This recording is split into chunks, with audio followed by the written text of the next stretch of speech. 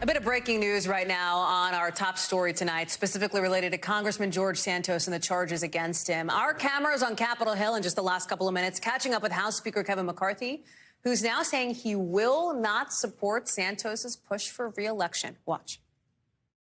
Are you going to support him? No, I'm not going to support Santos. You're not? No. So you guys will work to try to defeat him in the primary?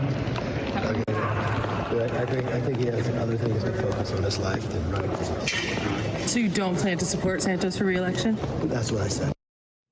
So tough to hear, but that is clearly Kevin McCarthy saying, that's what I said. I don't plan to support him for re-election. That said, Stephanie Gosk is back with us from Long Island outside that courthouse. That said, George Santos, at least as of 2 hours ago, is planning to run for re-election.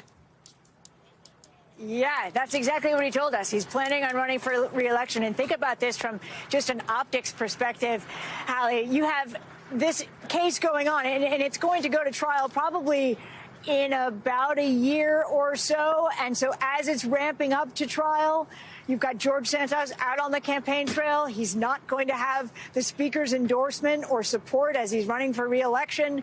You have to wonder whether it continues to be tenable for him to launch that re-election. You know, you were talking about poll numbers earlier in the show that said that constituents in his own district really don't want him back. But, you know, really, when you talk about Speaker McCarthy, this is, for him, a political problem.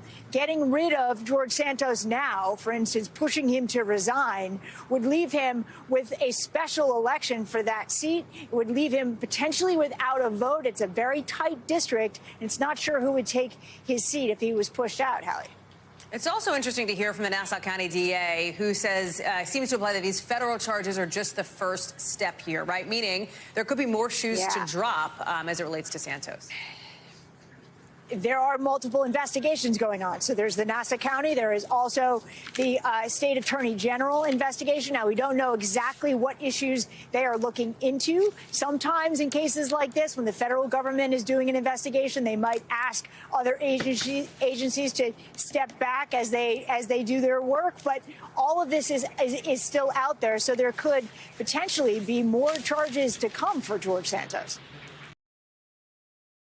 Thanks for watching our YouTube channel. Follow today's top stories and breaking news by downloading the NBC News app.